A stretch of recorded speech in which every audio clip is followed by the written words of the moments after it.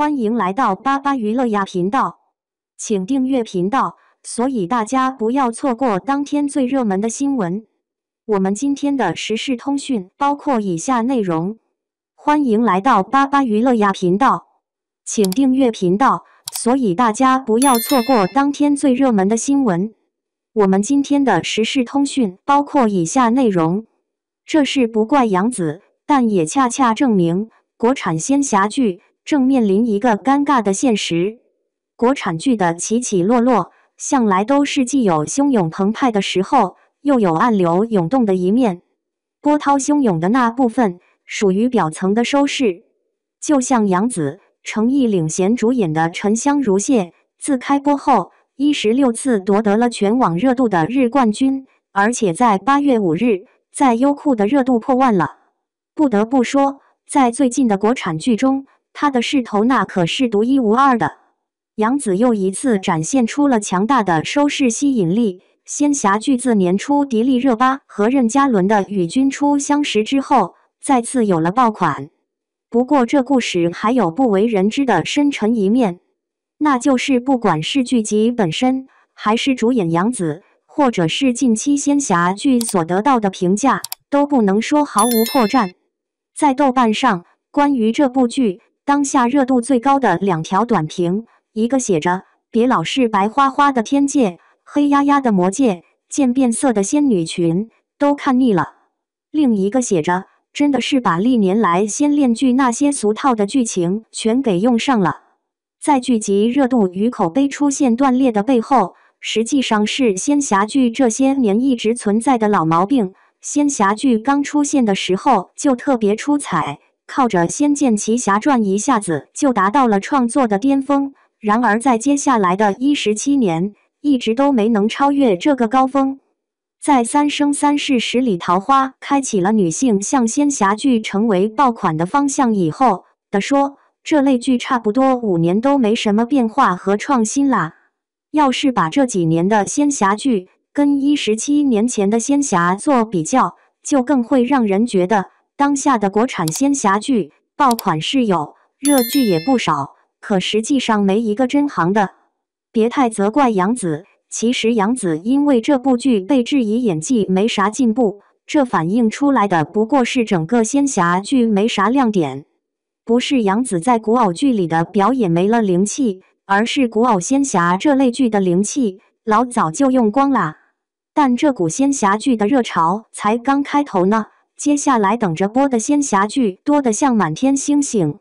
不光有马上要开播的虞书欣、王鹤棣演的《苍兰诀》，还有陈星旭、李兰迪主演的《星落凝成糖》，任嘉伦、李沁领衔的《请君》，肖战、任敏主演的《玉骨遥》，杨颖、马天宇主演的《尘缘》，侯明昊、周也主演的《护心》，张彬彬、徐璐主演的《月歌行》之类的。更多仙侠剧正奔来，由杨幂和龚俊领衔主演的《狐妖小红娘》系列里的月红篇已经开整了，听说刘诗诗还会主演这个系列的竹叶篇。新版的《仙剑奇侠传》已经开拍了好几个版本，在未来挺长的一段时间里，观众估计会一部接一部的看到那些极有可能没啥实质变化，甚至根本啥都不变，却依旧能掌控收视的仙侠剧。到底是啥问题？杨紫这无奈的背后，国产仙侠剧有着怎样让人尴尬的现实？一、《仙剑奇侠传》的孤独。仙侠剧一露面就到了巅峰状态，恐怕这部剧的主创自己都想不到，当年这部看起来像是冒险的游戏改编剧，居然造就了国产仙侠剧里的一场绝世孤独。好比后来的仙侠世界里再也没有像李逍遥那样独一无二的奇侠，在往后很长的时间里，国产仙侠剧其实也没能赶上《仙剑1》和3所达到的那种仙侠剧巅峰创作水准。在一定程度上讲，过去10多年，国产仙侠剧一边崛起，一边却走着下坡路。仙剑到底厉害在哪？实际上也就3点，其一就是无胡歌，不仙剑。胡歌演的李逍遥，那可是穿着鲜亮衣服，骑着骏马的少年，爱说笑逗趣，却不世故圆滑，一身正气，又丝毫不显油腻过火。拿着剑闯荡天下的胡歌，成就了李逍遥这个角色，也让仙侠剧的男主有了具体的形象。不过，实际上不单单是胡歌，像剧中的刘亦菲、唐嫣、刘诗诗、杨幂，也都一同抵达了他们在仙侠乃至古偶类型里表演的巅峰状态。就算是配角，也能让人印象深刻。谢君豪演的九剑仙，至今都让人忘不了。谭耀文的江明和蒋欣的女院有一段人妖虐恋，戏份不多，但角色比好多现在仙侠剧的主角还吸引人。二是展现出了强大的古偶创作能力，那种让人沉浸其中的视听感受，完全是剧本、动作设计、服装、化妆、道具、光影等各个方面的高水平一起造就的。三是故事能够超脱现实，引发观众大范围的共鸣，变成90后共同拥有的仙侠回忆。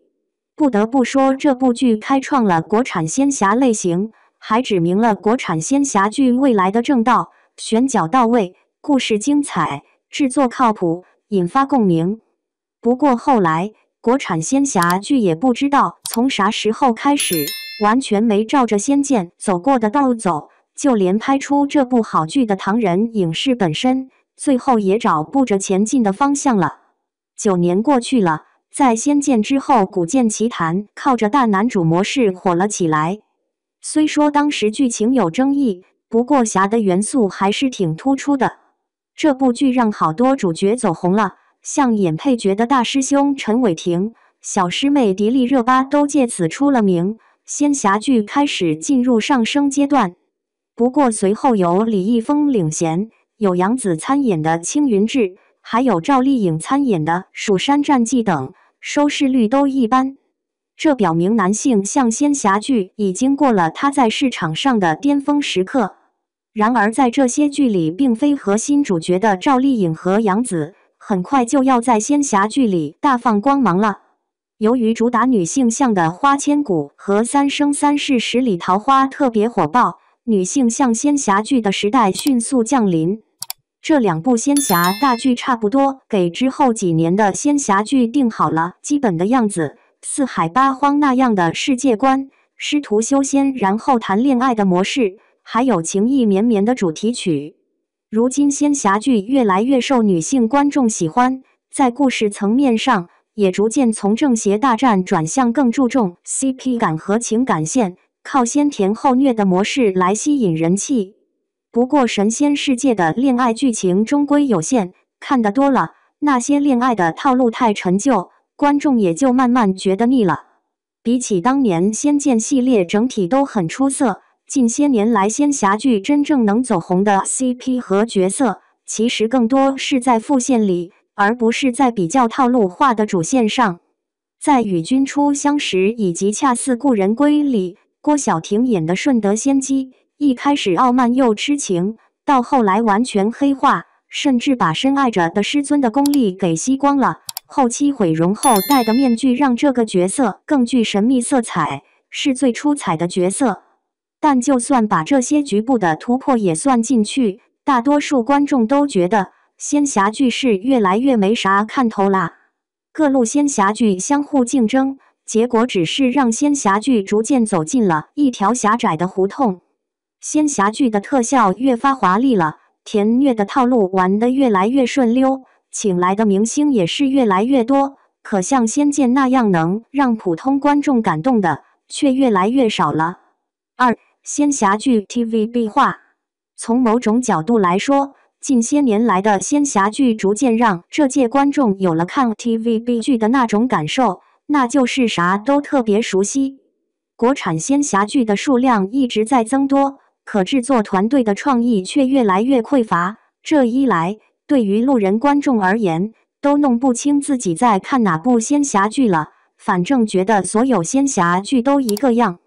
就创作方法论来讲，看重感情线，组 CP 是近些年来所有仙侠剧都用的方法论。大多数仙侠剧的故事肯定是爽甜虐的元素都有，而且故事跟角色变得越来越相似。由于观众就想着赶紧磕 CP， 在流量以及大数据的引导下，平台肯定会投他们所好。三生三世十里桃花弄出的三生三世叙事方式，完全搞定了恋情戏长度不够的问题。一生一世的故事顶多能讲20集，可三生三世讲完也就40-50集。要是10生10世，写满100集都没问题。虽说剧集长度有限制，不过剧方很快就找到了很棒的应对办法，把一部原著改编成上下篇，既让集数够了，又能有效避免观众看腻，营造出新的追剧盼头，这简直太好了。这几年火出圈的仙侠剧，像琉璃千古绝尘、与君初相识，还有沉香如屑，全都是爱你三生的那种剧情模式。而且与君初相识和沉香如屑还都用了上下部的形式。虽说新的仙侠剧不停地冒出来，看似挺热闹，但实际上更多的仙侠剧在创作上根本没做到百花齐放，反倒是整个国产仙侠剧就好像是统一的 TVB 式创作车间，不管拍了多少，感觉都像是一个样。首先就是人设差不多所有的男主全是那种高冷的仙师、帝君、上神，而女主差不多都在开场时不明白情爱，有着隐秘身份，属于仙界的新手，还肯定会在恋爱里变得成熟，在成长中把隐秘身份揭开，实现从仙界小透明到上神的精彩转变。二是故事的模式，现在仙侠剧的故事大体上都是开头甜后面虐恋肯定是流量密码，自打三生三世十里桃花里速速跳出仙台引发收视大讨论，所有仙侠剧一下子就都知道流量密码是啥了。香蜜沉沉烬如霜，李锦觅捅了续凤沉溪园中九沉，亲手让林墨下陷千古绝尘中，后池捅了白绝与君初相识，李继云和捅了长意。反正啊，这一届的仙侠剧，要是男女主不互捅几回，都没脸称自己是爆款仙侠剧。沉香如屑差不多把以往所有成功的仙侠剧里那些虐恋的梗都给用了个遍，像跳吴桥、叶望川诀别、杜望川900年一夜变白头发。而原著里虐恋达到巅峰的有名场面，比如颜旦、应渊相互捅刀，颜旦拿回属于自己的半颗心，这既捅刀还挖心。这股仙侠剧里男女主互捅的热潮停不下来，接下来肖战和任敏主演的《玉骨遥》，还有张雨绮的《千秋令》，都会有新的互捅场面啦。虐出爆款，确实成功了，可这种单一的创作必然致使故事线薄弱，结果就是哪怕普通观众都能像仙侠剧编剧似的，看到开头就能把整个剧情猜个大概。另外，剧情总是一个样的同时，仙侠剧在其他方面也变得越来越趋同了。沉香如屑播完后，好多网友都抱怨，仍旧是那老套的仙侠套路，仍旧是那一股子丧葬气息。这背后是如今所有仙侠剧的制作愈发摒弃实景拍摄，统统成了仙境影楼风。仙界肯定都是白衣飘飘，长发及腰，魔界肯定都是一身黑，好像不这样就没法证明身份似的。好比张卫健在芒果台的综艺《你好星期六》里打趣说，我着实怀念过去咱们神仙的衣服五颜六色的，可如今天庭有制服了，所有仙侠剧里的神仙全都清一色穿白色。除了造型差不多，仙侠剧在打戏的设计上也越来越没新意。以前胡歌在《仙剑》那会儿，因为当时的条件限制，就算特效很差，布景也不如现在的仙侠剧好看。但真正关键的部分打戏，那是绝对不会出岔子的。就算是靠特效，每个动作也都交代的特别清楚干脆。不说打得刚猛强硬，起码打戏是实打实的真动作，注重的是美和力相融合，甚至能把人物的性格塑造得更完整。比如说李逍遥的动作，那叫一个飘逸潇洒；九剑仙的动作则是充满醉意，纵横不羁。比起现在的仙侠剧，其动作设计完全是被降维打击了。当下这剧里的上神们只要甩甩衣袖，敌人就成片倒下，连打戏动作都没瞧见，战斗就完事儿了，全凭仙气念力。反正演员只要把造型摆好，在后期那些五颜六色的特效帮助下，肯定就显得天下无敌了。可同样的动作看多了，观众都搞不清到底看的是哪部剧里的帝君，又是谁家的仙师。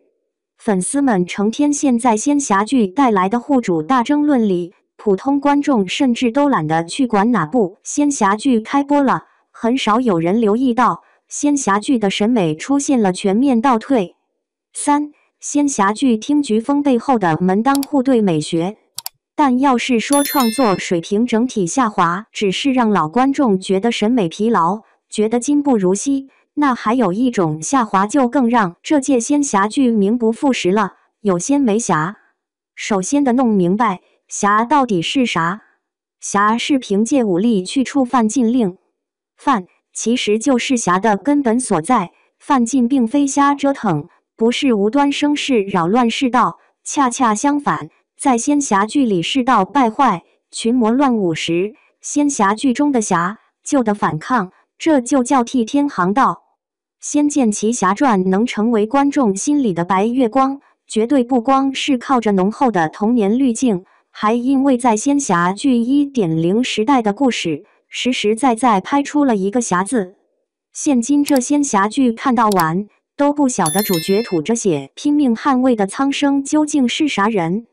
不过仙剑的故事刚一开始讲的就是苍生，好多代表苍生的配角都特别生动。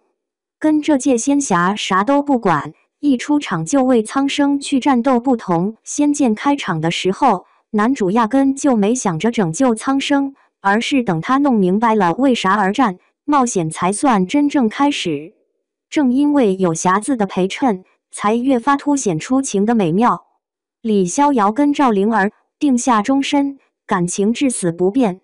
最后让一代观众心里不好受的，不只是女主死了，关键是女主为了天下苍生牺牲了，并且苍生到底是啥，观众能明白能体会。然而这届仙侠剧有个全新的特点，其实已经完全改变了仙侠剧的本来面目，不但没了仙侠的味儿，反倒是听菊风占了上风。瞧这届仙侠剧，给人最大的一个感觉就是三界压根儿用不着这么多人。每次仙魔大战都会有几十万的仙兵魔兵出动，可真交上手发挥作用的还是主角，那几十万人就跟主角的背景板似的，他们打不打对战争局势没啥大影响，甚至有时还会添乱。张震演的陈希元在豆瓣能有 8.4 分，这在近年的仙侠剧里算是口碑冠军啦。不过呢，还是没摆脱故事的老套路。开场的时候，战神九成带着10万天兵去对抗天魔，结果这10万人马不仅没帮上忙，还全都入魔了，弄得张震扮演的战神九成把这10万人马都给灭了，不光神力消耗掉了，还背上了沉重的精神负担。既然这样，倒不如一开始就让战神独自把天魔解决掉，也压根不用神力耗尽沉睡那么久。不过有个问题，那众多天兵咋整？不光是军队，这一轮的仙侠剧里，整个天庭和魔界都不明白为啥要弄那么多人。在沉香如屑里，职业理想最强的是杨紫演的严旦，他一心想当上天界的首席编剧。虽说这听起来不像是神仙该做的事儿，可跟其他部门比起来，那些部门除了内斗就没啥正事儿，魔界潜入都跟走平地似的，严旦已经算是最靠谱的职场人了。在这种职业环境当中，在仙界的事业能不能发展好，关键的看跟的主要领导是哪一位。沉香如屑里女主严旦原本没在仙阶之中，可就因为去应渊帝君的衍虚宫办了点事，在仙界的地位一下子就提高了。程毅演的帝君，真实身份是帝尊妹妹跟魔界的人恋爱生下的娃。由于抚养他的是帝尊这个仙界的老大，所以他隐藏着身份还能当上仙界帝君，就跟太子似的。好比当年在《三生三世》里，应渊因为不敢违抗天地舅舅，亲手把爱人的双眼给拿走了。在沉香里，帝君自始至终都是执行命令，依着规矩行事，不是我瞎掺和。同样的状况，你换成李逍遥试试，就算他把天界给砸个稀巴烂，也绝不可能让女主受一丁点儿委屈。当仙侠剧1.0时代侠那种孤绝和反抗消失后，这一届仙侠剧的故事实质上都成了门当户对的仙界爱情。要是仙侠剧把侠弄丢了，人味也没了，剧里的那些仙人就只剩日复一日像听菊风那样的打工日子，还有时生时世的恋爱，这样的生活神仙都会觉得没趣，拍出来能有趣到哪去？一切就好像《仙剑奇侠传》里林月如说的那样，吃到老，玩到老。没想到我已经这么老啦。是啊，谁能料到，本应是最年轻的仙侠剧，骨子里居然这般老旧。4. 被动入局的演员们。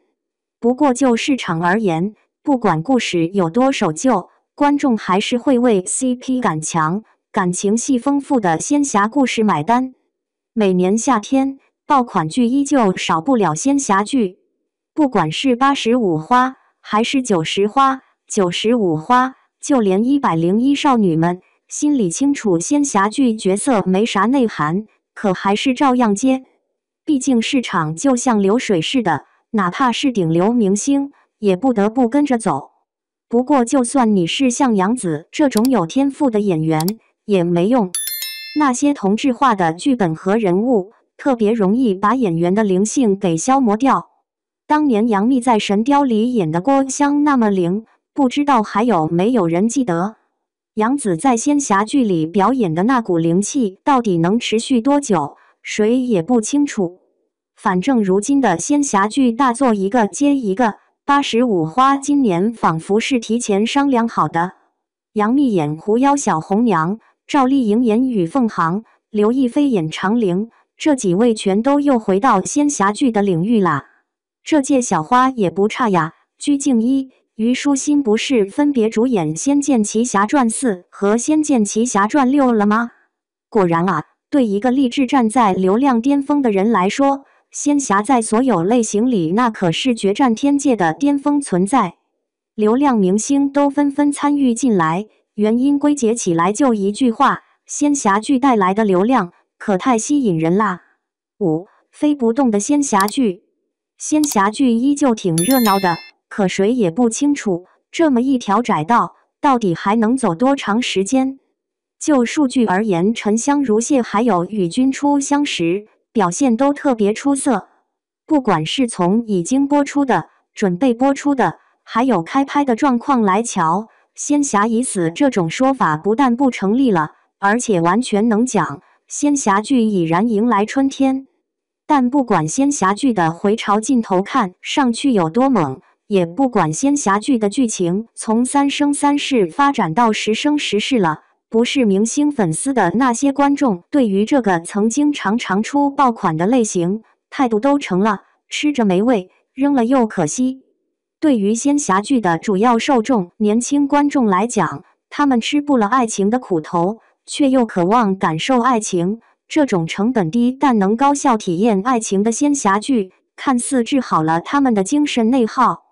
就平台来说，降本增效变成新趋势的时候，仙侠剧因为有着基本固定的受众群，创作思路和成本支出相对稳定，系统性风险也相对较小，所以依旧是性价比最高的热门影视创作类型。